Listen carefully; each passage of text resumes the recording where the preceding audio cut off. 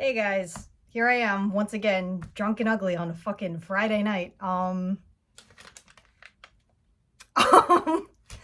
didn't think I'd ever make another video. I say that every video I make, I feel. I definitely do. I look like I'm in witness protection. Oh, there's a cat. That's not my cat.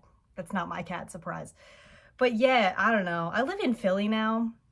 It's kind of crazy. I live in Philly. I kind of hate it. I'm trying to move, but I just wanted to give either it's going to be a very quick update or it's going to be a very long and ridiculous update that's going to be 5 hours long. It's probably going to be the second one, knowing how I am as a person. So I currently work in a school and it is hell on earth because the educational system in America and particularly Philadelphia is a nightmare. It's a lot, and a majority of my students are low income and they are from immigrant families or they're immigrants themselves. And it's really hard on me because I feel like every day I deal with things I'm scared of coming out of the mouths of children. And it's like a whole thing where I have to like literally, there's this one kid, I talk him through what ICE is sometimes because he asks me and he brings up political stuff, and I have to be like, baby, like, it's gonna be, I can't say or promise it's gonna be okay, but I can try to say that this is what it is. This is kind of what's happening in a very child-friendly way, and that's kind of how it is. So that's a whole thing. I just watered down like an entire existential crisis I've been having because every time I get on camera, it's like masking 24/7. Ha ha ha. Surprise, which you all probably already knew. I don't know. It's been a lot. It's been a lot. I feel like I want to feel settled and I want to feel good about things. I don't want to feel like I have my life together, but I don't. Like, I've just been watching Heated Rivalry on repeat, like on loop in my home, reading fan fiction and just like pretending the earth doesn't exist. And then I go to school and I literally feel like I have to be a different person because the kids depend on me in a very specific way because I am actually the only person of color who is an adult with any semblance of authority in the school. The rest of the teachers are white women and like the occasional white man. And I have witnessed so many microaggressions every single day. It makes me come home and cry sometimes. Like, I know it's just that way with the educational system and whatever. And like, I'm just like a side person essentially. I'm like an outside contracted person who comes in and works one on one with like a specific kid. It used to be two kids, but now it's only one kid. And even then, I was only really being paid for one kid. Like, it wasn't like I was getting paid for two kids, which is a whole ethical question, but whatever. I'm just the help, apparently. I'm just the brown person there to talk to other brown kids and keep them online. It's like a whole thing. Like, it's like a whole fucking thing that I could make a separate video about, but I almost don't want to because my kids know how to Google because they're of the age where they're old enough to know how to do that. But also, fun fact, they all think I'm a cis man, which is fine. And it's very interesting. They definitely, a lot of them know I'm not straight, but they don't outright say it because I think they're afraid to. This one girl did come up to me. She's not even in my class. Like, the thing is, side note, like, some of these fucking kids like come up to me and they're not even in like, they're in the grade, but they're not in the specific class I've been assigned to. And they come up to me and they talk to me and they like have a whole thing with me because like they literally don't see any other black or brown people who, you know, are like running around the school in any sort of position where they interact with them every day, which makes me really sad because the school has so many kids of color. Like, it's majority, I would say, like Black and Southeast Asian.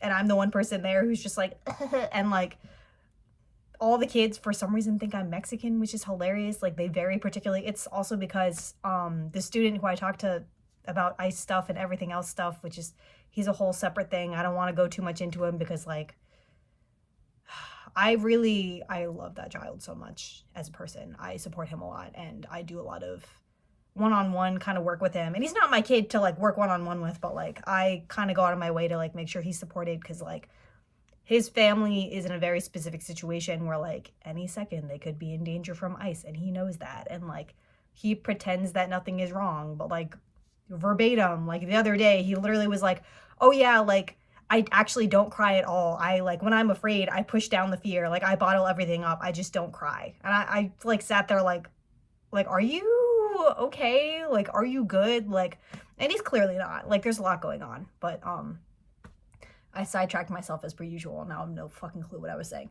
But yeah, he's Mexican, and for some reason he has decided that I am Mexican, and all the other kids have proceeded to decide I'm Mexican, and I'm just like, like, I guess that's partially my fault because, like, I do, like, speak Spanish with him. My very, very bad Spanish, but the thing is, he doesn't know much, but his, like, parents speak Spanish, but I think they're kind of semi-banning him from learning for, like, several different reasons that I have a lot of theories on, but essentially, he wanted to learn because he wants to be able to speak to his mom better. So I grew up and tried to get over myself and, like, started using my very poor Spanish with him, and, like, he understands everything I'm saying, but he's scared to speak because I think it's very much like me, where it's like, oh, I'm gonna say the wrong thing, and, like, he has really bad anxiety. It's a whole thing. So yeah, I'm trying to do that with him, and, like, I'm trying to essentially weirdly, in a roundabout way, be like, hey guys, guess what, like, ICE is a thing that's happening, and I know you all know, like,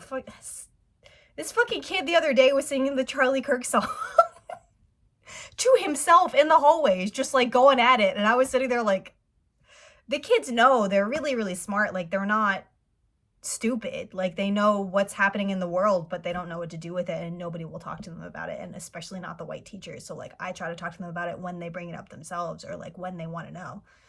And it's really hard on me, honestly, because, like, I feel like I'm doing all of this work for them. Like, I bake cookies for them, I fix their sweaters for them when they have holes in them because they're really cheap, shitty sweaters that they get from the school. Like, I make sure they go home at the right time. Like, I stay after my hours, and I, like, make sure they all get to their parents. And, like, when they don't, I stay after to make sure that they can wait and call the people they need to call so they can get home. Like, I get them, like, Christmas presents, and, like, out of my own pocket, and, like, it's not, I'm gonna start crying. Let me calm down. I love all of them very much, and it's difficult for me because I feel like it's never enough. Like, I do things and it never feels like enough, because it never will be, because so many of their parents want to be there for them, and I can tell their parents love them more than anything, and they just can't do it because they're so stressed out with their own stuff. And it's hard for me to see because it reminds me of my own family, and it's also just like, I see a lot of bad behaviors developing. I see a lot of self-hatred developing, and, like, I can't think of any other way to put it. Like, they're so young, like, these are little kids, they're still in the upper level of elementary school, but, like, they have so many feelings about themselves and everything that's going on in the world, and I try to talk them through it, like, literally in the middle of, like, several different harassment cases involving one child that the teachers won't take seriously, and I'm like, no, this kid he goes out of his way to target, like, the black girls in class and, like, say sexual things to them and be rude to them and do all this stuff, and he gets away with it because he's white. And, like, there's, like, very few white kids in the school, and the few white kids in school get, like, all this, like, clemency and, like, all of this patience, and then, like, the second, like, any black or brown student, like, steps out of line or does something that is definitely not school appropriate, but it's just like, but they're all doing the same things, it's like suddenly, like, we have to bring the hammer down on them. Like, I feel like it's like textbook level racist school bullshit that I'm seeing, and I just have to sit there and be like, let me try to handle it with you. Like, let me try to talk through this with you so that, like, you can understand what's going on and, like, know what to do next, and, like, just don't be so hard on yourself, because everybody is hard on you right now. Like, you do not need to be ripping yourself up for, like, a very minor thing that could have easily been a talk. Instead, it's like a disciplinary action. Like, I'm sure, like, any of you, if any of you are educators, teachers, like, have a position in a school, you understand this, and, like, you know how it goes, kind of. But, like, it's my first year officially in a school, and, like, it's really getting me. Like, it's kind of destroying me a little bit, because I spend a lot of my free time, which I know you're not supposed to do, with my stupid 3.5 years of teacher training that got ruined by COVID and school shootings, essentially. Like, I know how to handle certain situations. I know how to work with the kids. Like, I know the protocols for things. I know the mandated reporting. But, like, honestly, there are certain situations where, like, to be honest, especially with the one kid who I mentioned, whose parents are constantly in trouble and they're constantly under stress, and, like, he knows what's going on in the world, and he's so, like, genuinely smart, and, like, he just knows everything that's going on, and his parents are really stressed out and they're really hard on him to a level that's almost, like, borderline, like, I don't know if I should report this or not, but I would literally fucking die before I reported anything that he tells me, because he tells me a lot of things about his family in general, because, like, I think he just trusts me a lot. So, like, I hear things and I'm like, I could definitely make a report about that, but the thing is, it would get completely mishandled and it would all fall on his mom.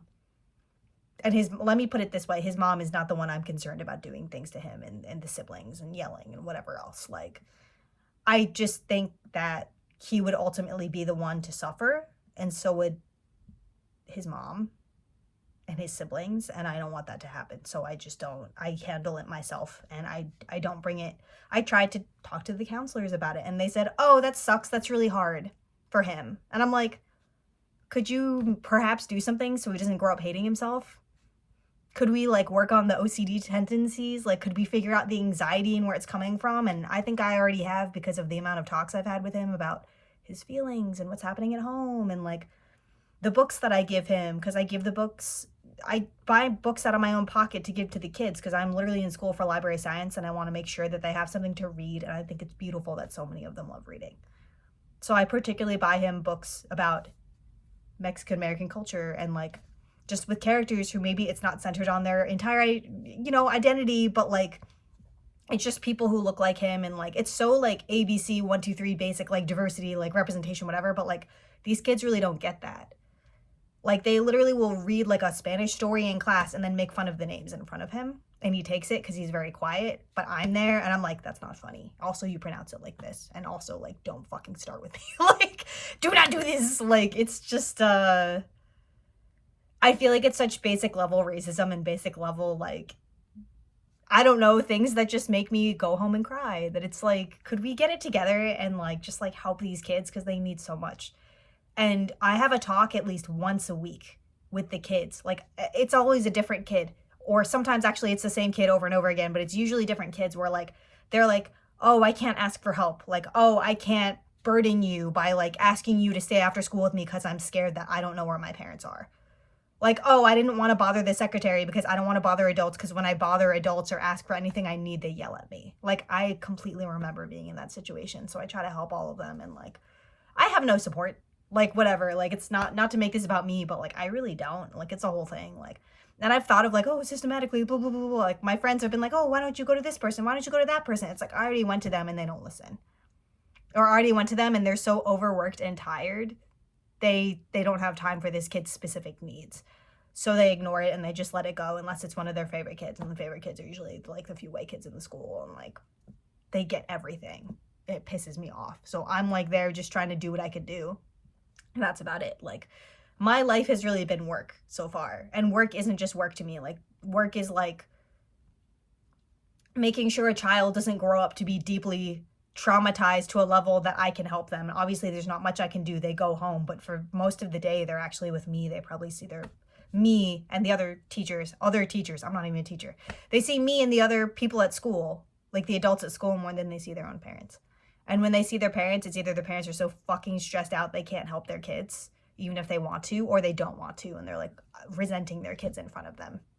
And I can tell a lot of them do that from the way the kids talk about themselves, and the way that like they express their needs or their wants, or they don't express their needs or their wants. Like, I've made it kind of a thing where like I give kids donuts for their birthday.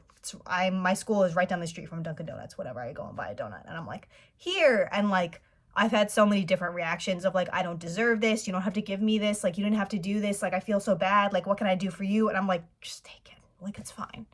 It's not a problem. Like, it's really, I have roommates, I pay rent, whatever, but like, because I have roommates, I have a little extra money, and like my extra money usually goes right back to the kids in the school, because like they need it. Most of my extra time goes to the kids in the school, because like they want to learn something extra, or they need books. And on the weekends I'm about to run out to like a game shops, because one of the kids mentioned that he wants to learn how to do D&D, but I'm like, I want you to learn, but also like it's hard to look up things because it seems so complicated, and also your parents are not going to support your hobby because they can hardly probably afford to make sure your whole family is doing okay. So I'm going to go to the game shop and I'm going to fucking learn how to do basic level D&D, and then I'm going to try to help him figure that out, and then print some things offline and give that to him, because I think it would really be good for him to have a hobby that involves other people, so he can like learn with them and like he can have fun with them. Yeah, I don't know. I feel like that was going to be like a life update video about me, but it turned out to just be about my job. But like, I feel like my life is my job at this point, and I genuinely love my job. This is the first job I've had where like I have not been absent a single day because I want to be consistent for the kids. Because they deserve that and they need that. So I show up and I'm like they literally are. They're like, "Hey, Mr. Lou," and I'm like, "Hi, what's like, what's up? Like, how's it going?" And they tell me about their entire lives, and I'm like, "All right." I'm like, "Okay, this is what we're doing today. We're fixing 3 different sweaters. We're finding a way to source lunch because one of us forgot lunch or can't get lunch or whatever else. Like, we're dealing with a racist situation. Like, we're dealing with a sexist situation. We're dealing with a homophobic situation. And I'm just the one who has to sit there and be like, guys, like, what are you doing? Like, why do we have to be this way? Like, why do we all hate each other for no reason? Like, we gotta chill out." And it really stresses me out, but I wouldn't have it any other way because I love them all very much. And it's difficult for me to love kids who I technically really have no real say over or control over. And by control, I don't mean I want to control them. It's just I wish I could control parts of their lives that are so chaotic that it like hurts them. It hurts them, and I see it every day. And it hurts me. Like, I don't know how else to put it. I'm like, it's really stressful, but I love all of them, and it makes me sad that I can't watch them grow up, but that's part of, I guess, being a person who works in a school. But it's tough because they can come back and visit the teachers. They can't come back and visit me because I'm probably going to move, hopefully, in the next few months, and I don't know. It's tough. Like, I wish I could be there for that. It's specifically, like, just for all of the kids, but that one kid, like, he really has a lot going on, and like he trusts me a lot for some reason. Like, he really tells me everything about his life, or I would say I know like a good chunk of his life, but he's so smart he knows what not to say, which scares me because sometimes he slips up and will like allude to things that are going at home that are maybe really dangerous and scary, and I just have to sit there and be like, "Thank you for telling me, like, that's fine, like, okay." I have to be chill about it because once again, he's very smart emotionally and intellectually. Like, he'll like know when I can tell things are off, and he'll immediately like change course and just start talking about something else, or be like, "Oh, it's actually not that bad." And I'm like, that's really, really bad. You come back from holidays and breaks and you're completely just dysregulated and you just look so afraid. And I recognize that fear because I felt that fear when I was a kid, and I recognize that fear because a lot of my exes had the same fear when they grew up, and it ruined our relationship because they just couldn't trust people. And I am scared that it's going to be like that for the rest of their lives, and it makes me cry all the time. Like, I need to let a lot of things go, I think. Not things with them. I need to keep on top of them because all of the teachers let things go all the time, and I'm like, why wouldn't you say anything? Side note, a kid literally fucking peed herself in class and the teacher let it go. And that is such a specific sign of child abuse and sexual abuse. I'm like, how could you let that go? But I guess if you think every single kid is the same and you think the kids aren't actually people, like, it makes sense, but it breaks my heart. But I do my best. Like, that's it. I'm like, I do my best. I don't know. And I feel like my best is never enough, but that's just how it is, I think. But they have made me want to have children again. I don't know, not literally biologically, I'm not doing that because I'm not trying to pass on whatever the fuck I have going on with me, but I really want to adopt a kid again. I'm going to do it by myself. I've decided. I decided that before, and then I was like, well, maybe, and now I'm like, like, absolutely not. I'm not trying to do all that with somebody else, and I can't trust them around a kid who looks like me because that kid is probably going to look like me in some way. Just any visibly ethnic child with any of my exes, absolutely not. Like, I'm not trying to put a kid through what I had to go through with the people I've dated. I don't want them to have to live with my mistakes. It's not right. But isn't that always parenting? Like, the kids are gonna have to live with your shitty trauma as well as theirs. Like, it's just all you can do is try your best to protect them from the things in your life that have not been good to you, that you carry with you. I don't know. Okay, that's it. We're not getting philosophical. We're done. It's enough. It's enough. I always say that to the kids. Oh my fucking God. Every day. I look at them and I go, it's enough. Please stop it. And then they don't. All right. Well, who knows if I'll talk to you soon. I'm having a weird time. I'm definitely not drinking. I'm just living my life. All right. Bye.